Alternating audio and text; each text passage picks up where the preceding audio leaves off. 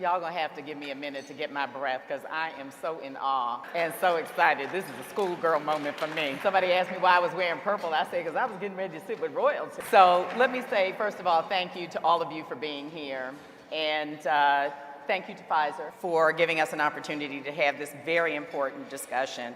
And thank you to Black Enterprise for pulling us together in this moment of sisterhood and for allowing us to celebrate your 50th anniversary with you. So thank you, thank you, thank you. And then to you, thank you so much for the opportunity to have this very important discussion with you about a topic that we know you will know so well. You have just been iconic in so many ways. A picture of Black excellence, a model for Black women.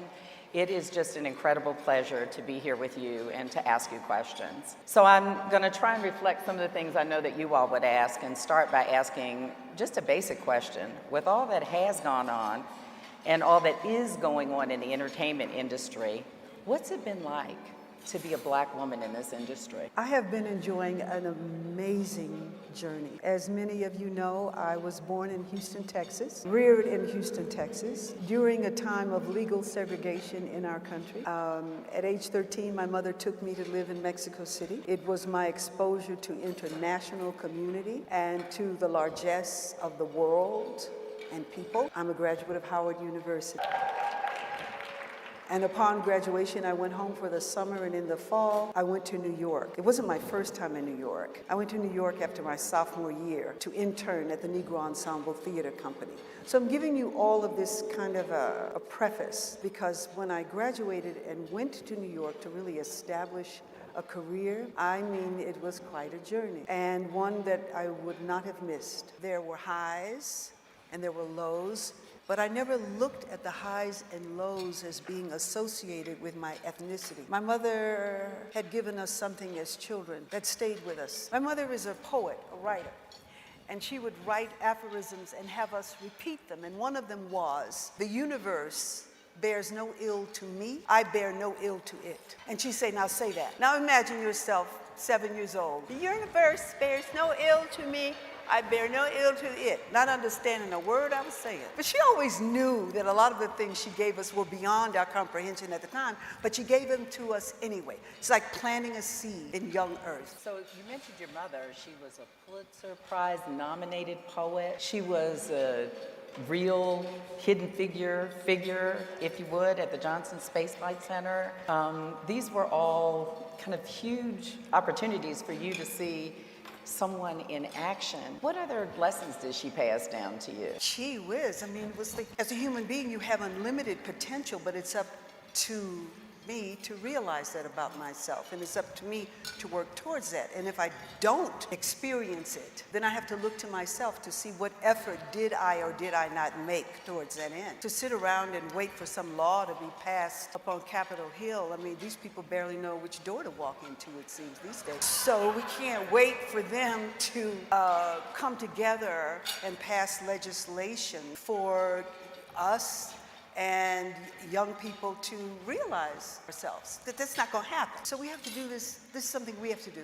And also, I grew up in a community in Houston, Texas, at a time that was a community. I had teachers who had taught my father. So, you know, when you're in a classroom like that, you better behave. You gotta behave. They expected the best of us. They said, you're going to learn this. Not only are you going to learn it, you're going to excel in it, because I know that you can, and I know where you live. Makes a difference, right? Makes a difference. So I grew up in a community of people who work, and watching that as a young person, I embraced work and work effort and work ethic. I had teachers who had taught for 35 years who went to school every summer after having taught for 35 years.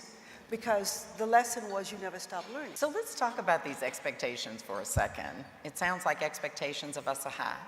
And I think many women in the audience sitting here today can identify with the idea of feeling like they're wearing an S on their chest, an S, Superwoman, on our chest 24/7, 365. Yes. And right, so, and of course, we have to talk about Claire Huxtable for a second in the Superwoman context. Okay. Okay, because she was kind of the Superwoman that we got to see a successful lawyer, amazing mother and wife, smart, beautiful, all of that, all the time, every day. That's right. So in real life, do you think that's true?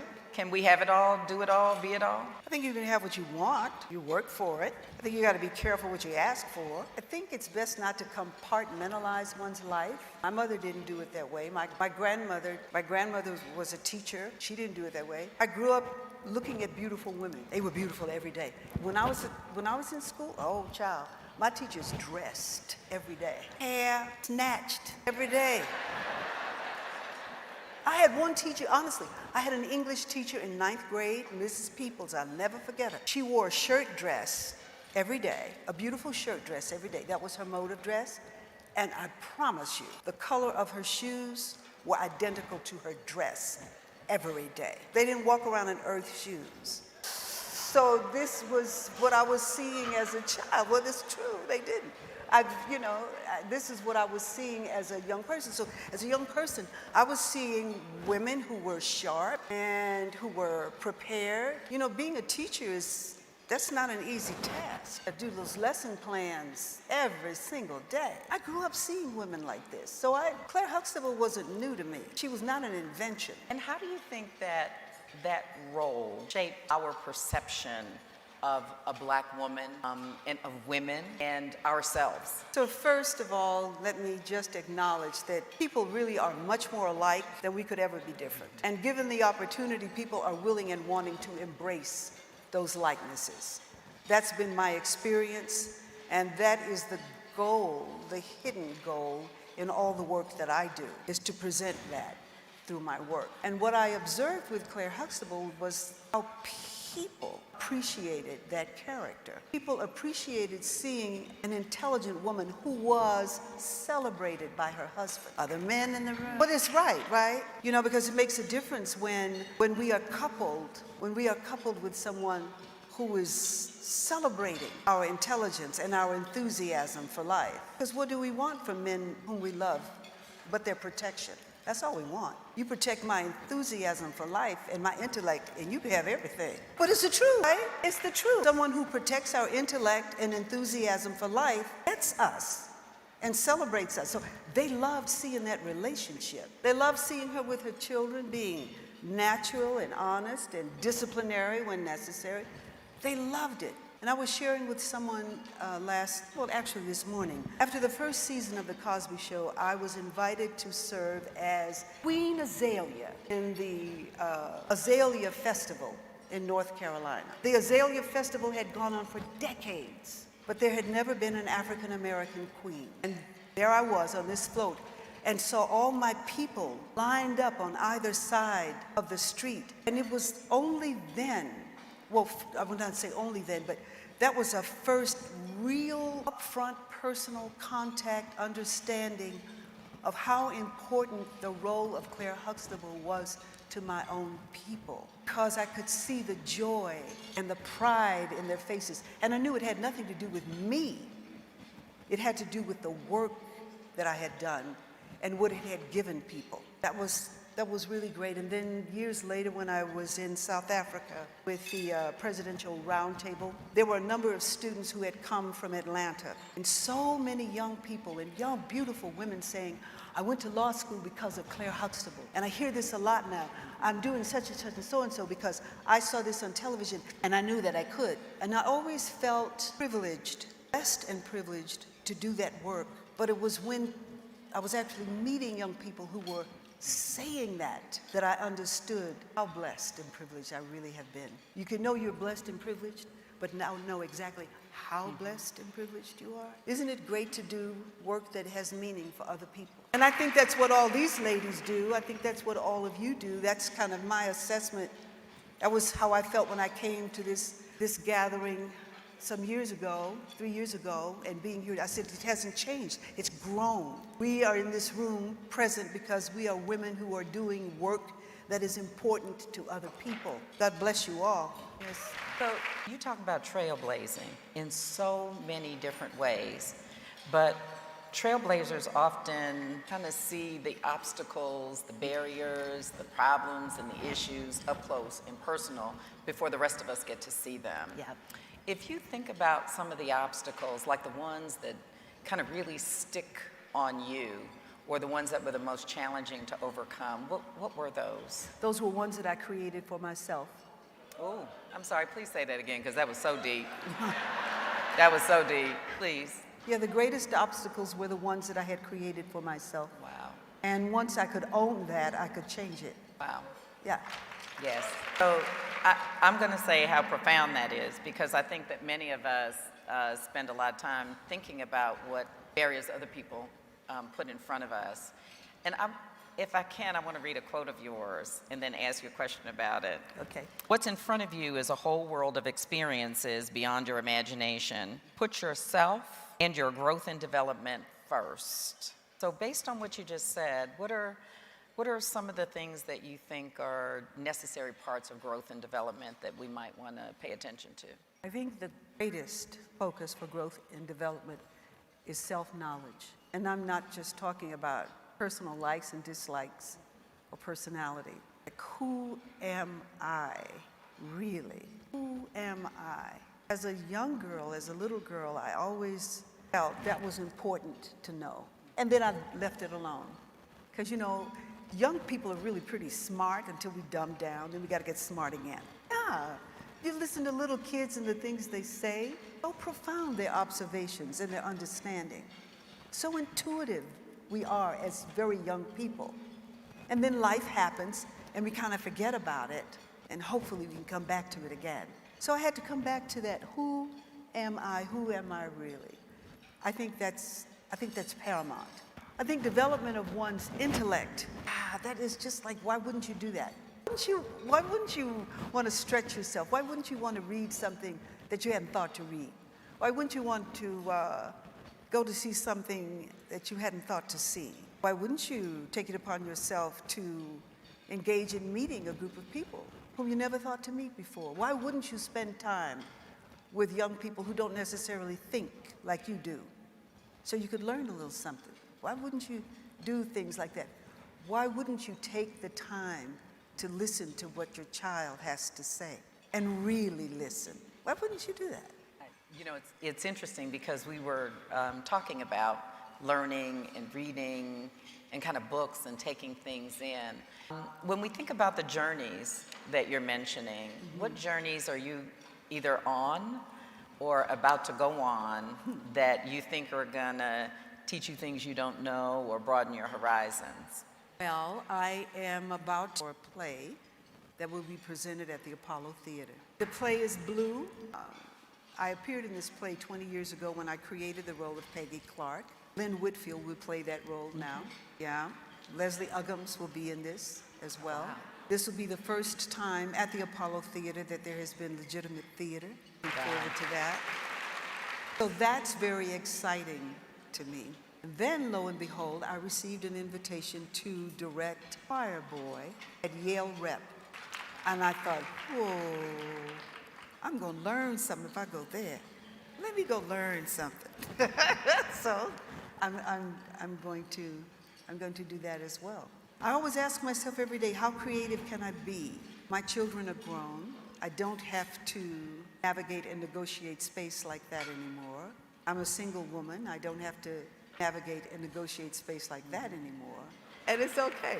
So I've got all this space now. It's like, okay, how creative can I be? And that question just keeps me going. Because I think, well, I could direct opera. Oh yeah, I could do that.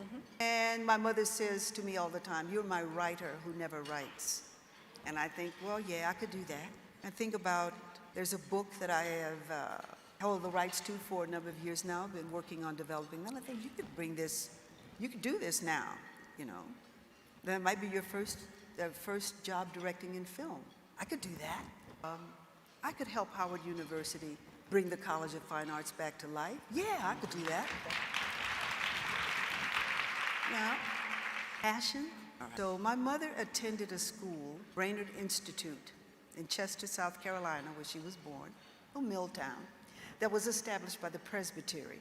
after the Civil War for the descendants of freed Africans.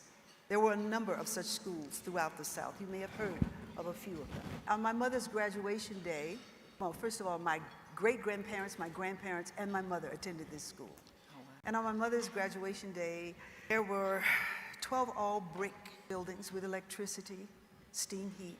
There was chemistry lab, there was tennis court, there was instruction in arts and sciences. It was classic education that the people on the other side of town convinced the presbytery, you don't need this school anymore because now we have public education. Enough said, yes? Many years passed, the school had fallen into physical disrepair to the point where only one building remained, the one that was directly across the street from the house where my mother was born.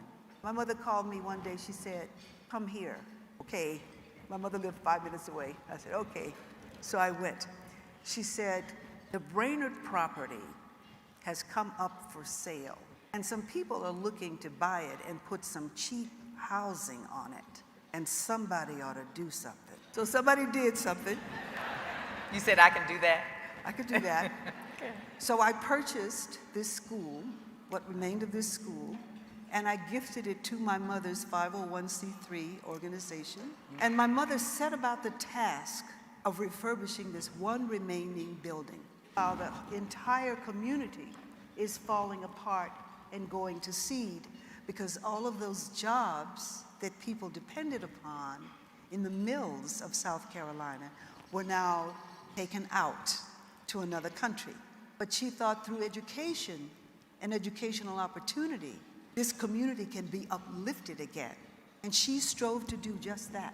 Debbie and her dancers from her school, Debbie Allen Dance Academy, have presented 3 different Dance Free Day seminars under the auspices of this program called Workshops in Open Fields that my mother developed when she was living in Houston, Texas. It was a grassroots program for education in the arts that was recognized by the National Endowment for the Arts. They announced it as their model program for the entire nation. This is my mother herself, all right? I love it. So she decided to do the same thing in this little town, this small town of Chester. And this year will be the 4th year of our preschool literacy program that is absolutely free. It is administered by volunteered certified teachers for children 3 to 6 years old. They have the time of their lives. It's very small, nobody knows about it, but there's nothing more rewarding than seeing the light in a child's eye when they learn something fresh and new, when they're running around the open field with little magnifying glasses, looking at leaves and looking at things on the trees and chasing bees, and you know that you've given somebody something that will last their whole life, because what you've given them is the understanding that they're smart and they can learn. That's what I like most. I love it. So, the combination of the roles that you talked about in the theater, and oh, by the way, can we give you a round of applause for being the first Black woman to win a Tony? Well, I wasn't the first Black woman to win a Tony. Okay. It was in that category. It was in that category. Okay. Yeah, Leslie Uggams was before me. In that category, yes. Yes. Diane Carroll was before me. Was before then. Yeah. Okay. So, but still, I think the trailblazer scenario and the fact that we've uplifted one another, I want to take the opportunity to celebrate you on that as well. Thank you. Thank you. Thank you. So, in entertainment, there's a lot about roles, whether or not you're right for a role, whether or not you get a role, whether or not you can have a role, whether or not somebody thinks you can have a role, and it's the same for many of us in corporate America.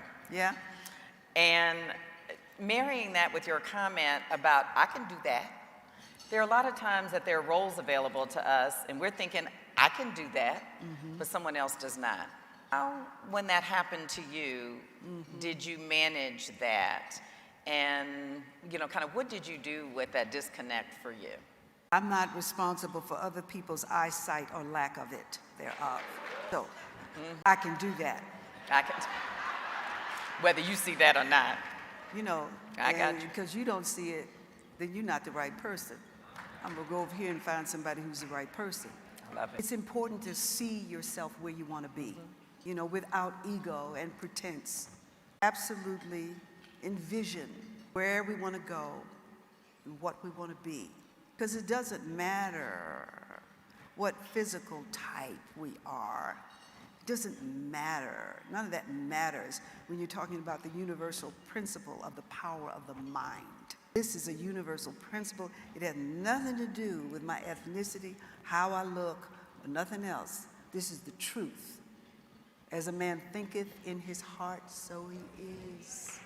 That's a powerful message for all of us that are kind of seeking our right roles. I want to ask you one last question before I open it up to the audience for questions, and that is, we talked a little bit about being super women, and so much is built on the backs of black women. We can do it all, and often are asked to, and we take care of everybody else. Yeah, we do. So who takes care of us? Well, if we don't, nobody does. Okay. You know, this was another discussion I was having this morning with a friend. I said, you know, it's so easy for us as women to give ourselves completely to the care of those whom we love. It's so easy for us as women to do this because we are nurturers by nature. And it's so easy for us to put ourselves way back over there somewhere as we deal with everybody else's whatever. And that's understandable and that's okay. But it's not always good.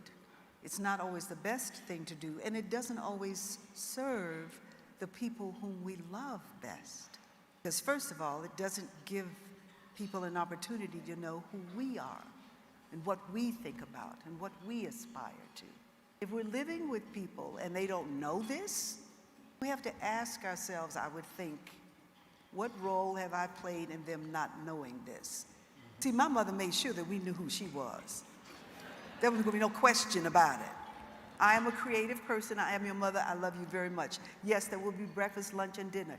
Yes, you will have clean clothes. Yes, you will live in a clean house. But I am a creative person. So you do not call me before 7 o'clock in the morning because I'm writing. You do not touch my papers because they're important to me. You do not disregard the importance of books, and you don't put a glass of water on the piano. Yes, yes, yes, because I am a creative being. And we just look at it and say, okay. Well, I think that's such a powerful message. We teach people how to treat us. We do. So I know that, thank you so much for all of that, and I have just enjoyed questions. I could be asking them all day long, but I want to make sure that those of you in the audience that have questions are able to come up and ask them. And let me ask that you be brief with your question so that we can get as many questions in as possible. Thank you so much for being here. I think there's great wisdom in like phoenix moments. So your colors today reminded me of a phoenix. Phoenix, they burn up, they die, and then they're reborn from the ashes. Yep. And so all of us look at you as this beacon of strength and just, we love you. I wondered about one of the things I admire most about you is your personal strides. Can you remember, and if you're comfortable, share a bit about how you rediscovered yourself and healed after your divorce? Oh, yes. Okay, so divorce is never easy. It's never easy. Even if people are intelligent enough to behave civilly with one another, it still isn't easy. I don't know, somewhere in my life I kind of, divorces were not always civil. So I developed an ability, standing, to see myself past a present circumstance. Because you have to get through it, right? You have to get through it. And if you, I'm not denying anything, and I'm not pretending that things aren't happening. It's just that I had to see myself through it, because there were times during divorce when I'd be standing outside under a clear blue sky and couldn't see the sun shining. Now, I mean that literally. That's how difficult it can be. And you know, if you have children, there's that. My parents divorced when I was 6 years old, and it was not easy for them, and it wasn't easy for us. But they had the good common sense and decency to allow us to love them both, and that made a big difference for us. You just have to keep moving and you must have something to move towards. And pray God, let it not be another relationship 2 months from the divorce. Give yourself a minute. Next question. Hi, my name is Jasmine. I lead diversity and inclusion for Venmo, a fellow Howard alumna, so thank you for... Oh, wait, I can't hear you. I can't understand you because it's echo. Can you come here? Sure. Because you could understand it, right? But it's like an echo Yeah, chamber up it's here. here. Thank you. Thank you so much. All right. All right, hello. Is that better? You can hear a lot better. Yeah, and speak Awesome. up just a little. Definitely. So my name is Jasmine. I lead diversity and inclusion for Venmo, fellow Howard alumna. Thank you so much for all of that you're doing here. My question for you is, you talked about self-knowledge and really getting to know who am I really. Can you talk a little bit about how you found your purpose? I think when we think about self-care and our careers and pathways, oftentimes we're trying to find that purpose and fulfill it. And not to say that your purpose is 100% fulfilled. I'm sure you have a lot more to do, and we're looking forward to that. But I'm just curious to know, in those early days, how did you kind of guide yourself in your purpose with all the other things that were going on? Yeah. Did everyone hear her question? Okay. All right, so early on in my career, as a young budding actress, it was about what you can do, right? And then somewhere in performance, a couple of times it was like a magical moment when my mind was arrested in someplace else and the most perfect thing unfolded. And I could feel it. And I could feel that the audience had experienced it too. And I kept wondering, how do I get back to that? Well, do I say the line like I said? How did I say that line? You know, years went by before I came to understand this principle of self. And it is not isolated. This principle of self that I'm speaking of is not isolated to me or to any one of us. This principle of self exists in all there is. And I began to understand that if I offered my work to this principle, what I was doing was giving up the idea that I am the doer. And then I experienced a presence within my own self, this principle of self that is the doer of that is done.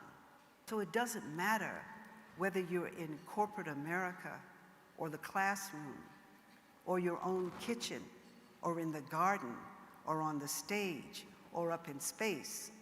When we offer the work that we do, when we offer the efforts that we make to this greater principle, it becomes service. And that's when everything took off for me. That's when I understood my work in a completely different way and would honor it in that way from that moment forth.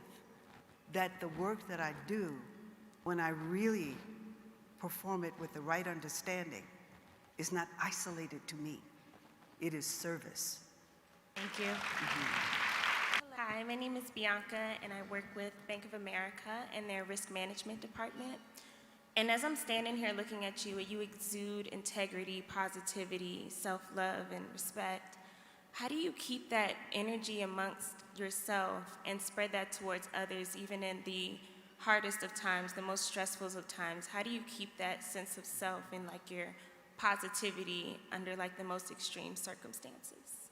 That's such a good question. Did everyone hear that? This won't be a surprise to you. The principle of self, not isolated to me or to you, but existent, self-existent in everything there is. Do you understand? It's so important. Prayer and remembrance are so important. I can't control things that happen around me. If I could, the whole lot be different. There wouldn't be children in cages sleeping under aluminum blankets. I don't know why we're allowing this, but I can place my mind where I want it to be. Choose where you place your mind. That's how. Hi, my name is Shalia. Thank you for this session today. I want to ask, what does sisterhood mean to you? And what advice would you have for all of us women in the room on the importance of cultivating that amongst each other as we continue to personally evolve and grow? You know, when women come together and we come together in celebration of each other and ourselves, it's a very powerful moment, isn't it? It's a very powerful. This is sisterhood. Okay, I have a sister. And last night, my sister and I laughed. We carried on up in that room. And she looks at me and says, see, this is the part of you that people don't see. And I just look at her and say, yeah, well. So you showing all of that. I don't have to show all that. You show all that. Sisterhood is acceptance. Sisterhood is understanding. Sisterhood is compassion. Sisterhood is, I got your back. And sisterhood is also, okay, but I'm going to give it to you straight. Women are the foundation of the world, child. And where the women go, the culture goes. That is in an ancient Indian scripture. Where the women go, the culture goes. So yes, in this time and in every time, it is so good for us to come together as sisters, to acknowledge each other with appreciation, respect. Yes, it is a great thing. It is the greatest thing. And to continue this, because there's something that happens inside each and every one of us individually that vibrates in our individual communities when we return to them, just from being in gatherings like this. It's undeniable. I'm so grateful for my sister. She sets me straight. She makes me mad. I love her so much. Sometimes I want to wring her little neck. We can fight and forget about it, because that's what love is. We love each other and remember. That's what sisterhood is. I'm so thankful for all of you. I thank you for welcoming me. I thank you for welcoming each other. Through our actions, we show the world how to be. I think you're going to be our last question. Hi, my name is Jessica Lampkin. I'm from Atlanta, Georgia. It's a pleasure to be here. I wanted to ask you a little bit more about the sisterhood aspect and how we can really support each other. And I was wondering if you could talk a little bit about mentorship and some of the ways that that has played an influential part of your career, of your life, so that we can kind of help support each other and be mentors to other people, and then also seek mentors out for ourselves. Yes. In my adult life, I didn't have a lot of mentors. I had great teachers in college, yes, but past that point, I didn't have a lot of mentors. I had my mother, and still do, thank God. But then there came a time when there was a very special bond that was formed between me and an actress who was 40 years my senior. And the wonderful thing about that relationship was, it was never, Felicia, you should do this or you shouldn't do that. It was never that. It was listening to one another, and it was laughter with one another, and it was time spent together that was just reaffirming. You know, we mentor people just by being with them, just by being, really being with someone. And at other times, say advice is a good thing to be able to give if you have that to give. And if you don't, please keep it to yourself. There's enough misinformation floating around as it is. Don't add to it. But you know what? Always trust your own self. This is our really big thing as women. When I look at the women of power, the women of distinction, there's something I see in common with all these women, and that is a belief in one's self, a trust of one's own self. You should have that. I think you do. Yeah, thank you. Thank you. Our time has come to an end, and I know everybody is still, I know. I am so sad. I'll take one more question. Okay. All right. Hi, my name is Sherry, and I work for Toyota North America. My question for you is, we talk a lot about superpowers and women's superpower. I want to know, what do you consider your greatest superpower?